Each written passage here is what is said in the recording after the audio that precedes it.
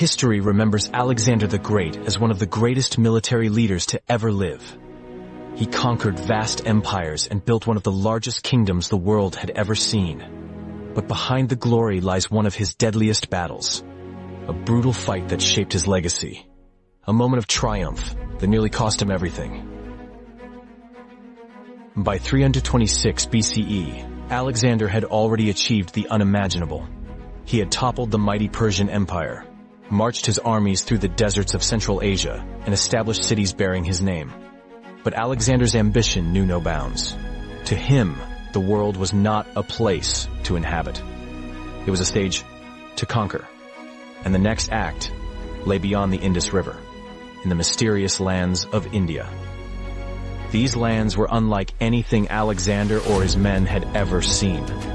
Dense jungles teeming with exotic wildlife, monsoon rains that turned the ground to mud, and a culture both alien and fascinating to his Greek soldiers. But amidst this wonder was a formidable obstacle.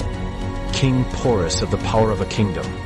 A ruler renowned not only for Alexander's first challenge was the Hydaspes River itself. Wide, swift, and swollen by relentless rains, it seemed impassable. To attack Porus head-on across the river would be suicide. But Alexander, a master of strategy, devised a daring plan. Under cover of darkness, he and his elite troops embarked on a risky night crossing, battling torrential rain and treacherous currents. By dawn, Alexander's forces had reached the other side, soaked and exhausted, but ready for battle.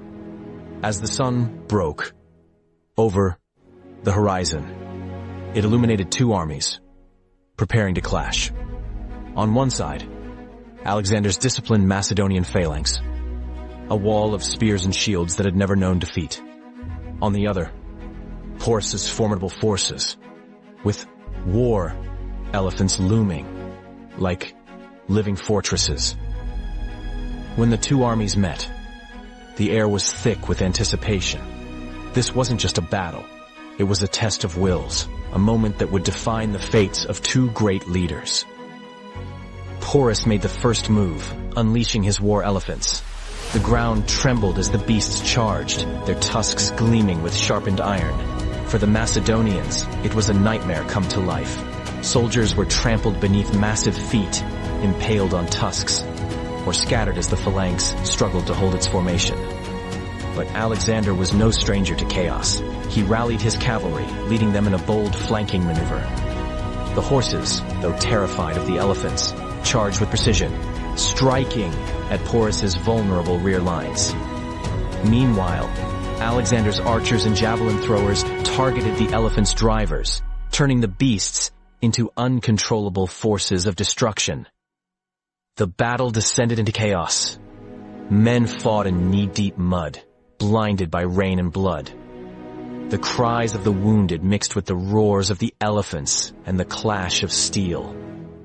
It was a scene of unimaginable carnage, a maelstrom of death and determination.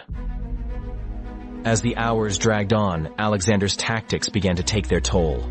The elephants, wounded and panicked, turned on their own ranks. Porus's infantry, overwhelmed and outmaneuvered, began to falter. Yet even in the face of defeat, Porus stood tall, commanding his troops with unwavering resolve.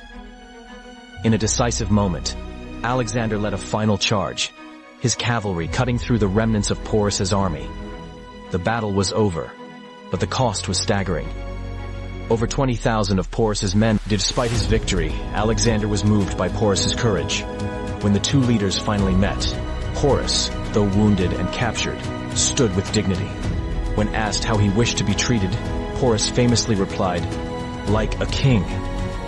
Alexander, impressed by this display of honor, granted Porus not only his freedom, but an expanded territory, turning a foe into a loyal ally. The Battle of the Hydaspes marked the zenith of Alexander's conquests. It was his last great victory, a moment of glory that came at a steep price. His men, exhausted and demoralized, refused to march further. For the first time, Alexander's ambitions were curtailed not by an enemy, but by his own army. On the long march home, the scars of the battle lingered.